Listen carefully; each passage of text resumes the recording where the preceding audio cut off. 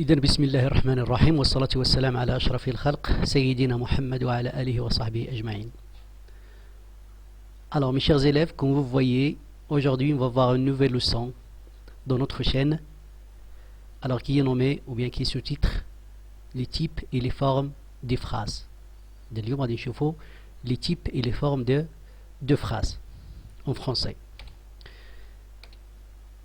Commençons mes élèves par la lecture de ces 4 phrases que vous voyez sur le tableau. Alors la première phrase, le petit chat est sorti par la fenêtre.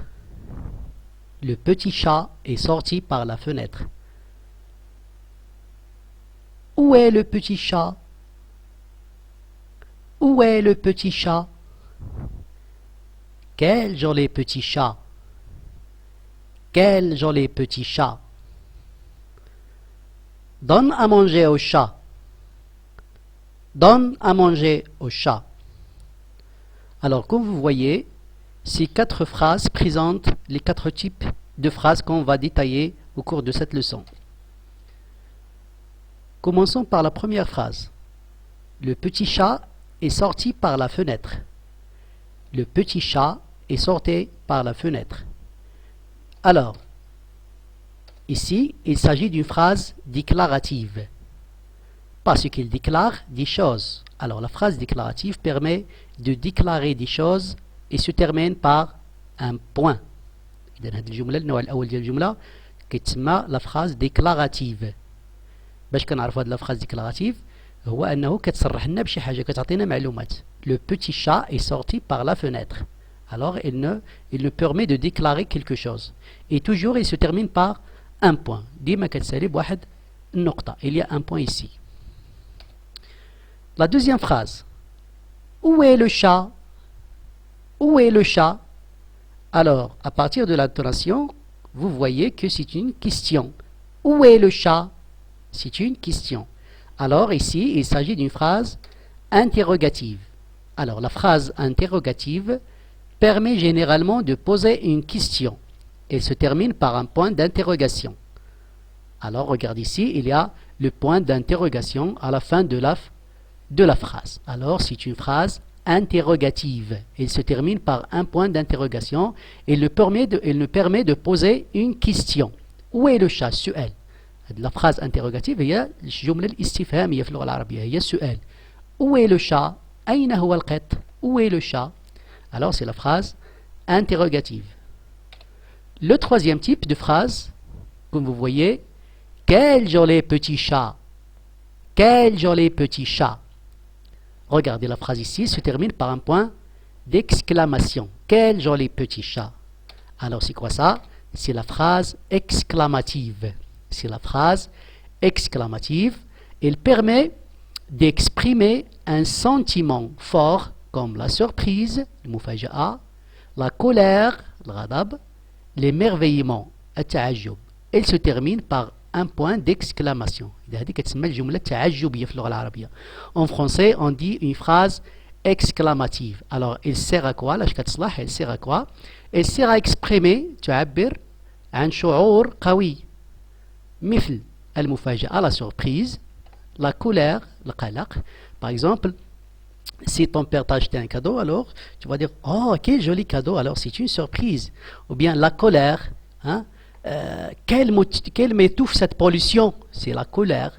Ou bien l'émerveillement. L'émerveillement. Alors elle se termine toujours par un point d'exclamation. باللغة العربية تسمى جملة تعجبية. Et le dernier type, regardez bien au tableau, donne à manger au chat. Donne à manger au chat. En général en français, cette phrase, elle se termine soit par un point ou bien par un point d'exclamation. Alors elle sert à donner un ordre. Un ordre. Donne un ordre. Alors ça, c'est une phrase. C'est la phrase impérative. C'est la phrase impérative qui permet généralement de formuler un ordre. C'est-à-dire, elle sert à donner un ordre. Se termine par un point ou un point d'exclamation. Alors ici, c'est la phrase impérative. باللغة العربية الأمر الجملة الآمرة نأمر بها. Donne à manger au chat. أطعم القط مثلا أو sors de ma chambre أخرج من غرفتي. C'est une phrase impérative. Alors elle sert à donner un ordre. Alors comme vous voyez, les types de phrases en français sont 4. Il y a la phrase déclarative, il y a la phrase interrogative, il y a la phrase exclamative et il y a la phrase impérative. Bien. Alors la phrase, maintenant on passe aux formes de la phrase, les formes. Commençons par la forme affirmative et la forme négative. Alors chaque phrase en français peut être affirmative ou négative. Alors, tous les 4 types de phrases qu'on a vus au début, ils peuvent être soit affirmatives ou négatives. Alors, ces 4 types admettent deux façons. Les 4 types, ce sont les types qu'on a vus. Ils peuvent être de la forme affirmative ou de la forme négative. C'est ce que présente ce tableau-là. Alors, regardez, ici, on a la forme affirmative et la forme négative. Commençons par la phrase déclarative. Alors ici, c'est la forme affirmative de la phrase déclarative. Le chat est sorti. Le chat est sorti. C'est la forme affirmative. On peut la transformer à la forme négative en ajoutant le ne pas. Le chat n'est pas sorti. Le chat n'est pas sorti. La deuxième phrase, c'est la phrase interrogative. Elle aussi peut être soit affirmative ou négative. Alors on peut dire, le chat est-il sorti? Le chat est-il sorti? Ou bien, le chat n'est-il pas sorti? Le chat n'est-il pas sorti? Le troisième type, c'est la phrase exclamative. Aussi, il peut être affirmative ou négative. Alors, dans la forme affirmative, on dit « Oh, le chat est sorti !» « Oh, le chat est sorti !» Ou bien « Oh, le chat n'est pas sorti !» Le chat n'est pas sorti. Aussi, la phrase impérative peut être sous les deux formes. Alors, sous la forme affirmative, on dit « Fais sortir le chat !» Fais sortir le chat. Regardez, c'est un ordre. Fais sortir le chat. Dans la forme négative, on dit « Ne fais pas sortir le chat !» Ne fais pas sortir le chat. Maintenant, on passe à la forme neutre et la forme emphatique. La forme neutre et la forme emphatique. Maintenant, regardez ces phrases-là. J'aime la natation. J'aime la natation. Je veux connaître la richesse de la culture marocaine. Je veux connaître la richesse de la culture marocaine. La vie est belle. Alors, ces 3 phrases, elles sont à la forme neutre. Ces phrases sont à la forme neutre. Pourquoi? Parce que aucun des mots de chaque phrase n'est mis en valeur. C'est-à-dire, tous les mots ils sont de la même valeur dans la phrase. On va voir on va voir dans la phrase emphatique. Regardez, j'aime la natation. La forme emphatique de cette phrase neutre, c'est la natation, je l'aime. Regardez ici, j'ai commencé par la natation. Pourquoi? Pour le mettre en relief, pour le donner une valeur. C'est-à-dire, هنا في هذه الجملة هذه جميع الكلمات فاش كنقراها حتى شي كلمة ما كتثير الانتباه ديالي يعني جيم لا ناتور جميع الكلمات عندها نفس النيفو ديال الاهتمام حتى وحده ما كنعطيها الاهتمام اكثر.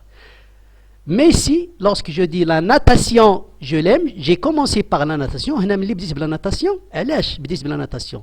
alors je vais mettre en relief la natation. بغيت نميز هذه الكلمة على سائر الكلمات اللي في الجملة. Alors j'ai commencé par la natation. Ça c'est la forme emphatique, c'est-à-dire c'est donner une valeur à un mot de la phrase. C'est de le mettre en évidence de plus. La natation, je l'aime. La natation, je l'aime. Alors ici, c'est la forme emphatique. La deuxième phrase, je veux connaître la richesse de la culture marocaine. Je veux connaître la richesse de la culture marocaine. Alors ici, c'est une phrase qui est neutre. C'est une phrase qui est neutre. La forme emphatique, ce que, regardez, j'ai introduit ce que. ce que je veux connaître, c'est la richesse de la culture marocaine. C'est ce que c'est. Alors j'ai introduit ces deux mots-là pour mettre en évidence ce que je veux connaître et la richesse de la culture marocaine. Alors ça, c'est la forme emphatique de la phrase neutre, je veux connaître la richesse de la culture marocaine. Alors il y a plusieurs façons de transformer une phrase de la forme neutre à une phrase à la forme emphatique, c'est-à-dire il y a beaucoup هناك مجموعة من الطرق. La troisième phrase, la vie est belle. La vie est belle. C'est la forme neutre. La vie est belle. Je vais la transformer à la forme emphatique. Elle est belle, la vie. Elle est belle, la vie. Regardez, j'ai utilisé le pronom personnel elle qui remplace la vie. Pourquoi? Pour mettre en relief le mot la vie. Alors c'est ça la forme emphatique et la forme neutre. Alors ici il y a une définition. La phrase emphatique est une phrase dans laquelle un élément est mis en relief, ce qui crée un effet d'insistance sur cet élément. C'est-à-dire, la phrase emphatique est une phrase dans laquelle un élément est mis en relief.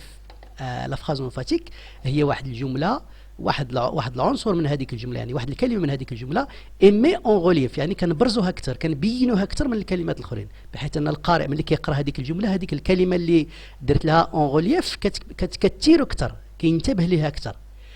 Ce qui crée un effet d'insistance, c'est-à-dire كنركز عليها كنانسيستي على هذيك الكلمة sur cet élément, sur ce mot-là ou bien sur cet élément de la phrase.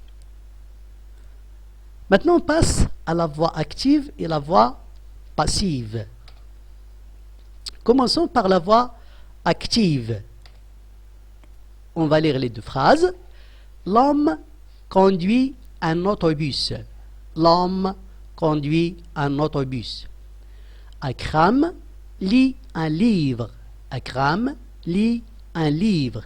Alors, ces deux phrases sont à la voix active. Alors, pourquoi ces deux phrases sont à la voix active? Parce que le sujet, quel que soit un pronom, ou bien un groupe nominal, ou bien un nom propre, comme ici Akram, réalise l'action. Il réalise l'action, c'est-à-dire c'est le sujet qui fait l'action. Qui conduit l'autobus? C'est l'homme. Qui lit le livre? C'est Akram. Alors c'est le sujet qui fait le verbe. Alors il réalise l'action, exprimée par le verbe. Et toujours il y a un COD. Il y a un C, un complément d'objet direct. L'homme conduit quoi? L'homme conduit un autobus.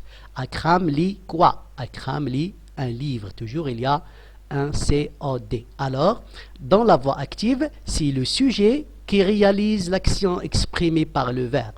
Et dans la voix active, le sujet هذا الفاعل هو اللي كيدير لنا هذا الفعل هذا. هو اللي كيدير لنا الفعل. شكون اللي كيسوق الطوبيس؟ هو l'homme. C'est l'homme qui conduit un autobus. شكون اللي كيقرا le livre? Qui lit le livre? C'est Akram. Alors c'est le sujet qui réalise l'action exprimée par le verbe. Maintenant on va passer à la voix passive. Alors regardez ces mêmes phrases-là, on les transformait à la voix passive. Un autobus est conduit par l'homme. Un autobus est conduit par l'homme. Un livre est lu par Akram. Un livre est lu par Akram.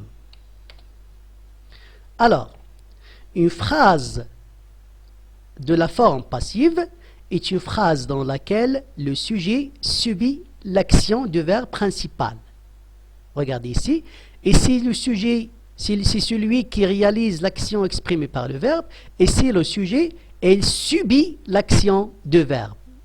Il subit, يعني يقع عليه فعل الفعل. هنا هو الذي يقوم بالفعل، هنا هو الذي يقع عليه الفعل. إذن الأوتوبوس هو اللي كيتساق، ماشي هو اللي كيسوق، هو اللي كيتساق. Et conduit, c'est la voix passive. Alors, est une phrase dans laquelle le sujet subit l'action du verbe principal. Cette forme de phrase se pose à la forme active de la phrase de base. En effet, dans une phrase active, le pronom ou le groupe de mots qui occupe la fonction sujet fait l'action exprime pas le verbe.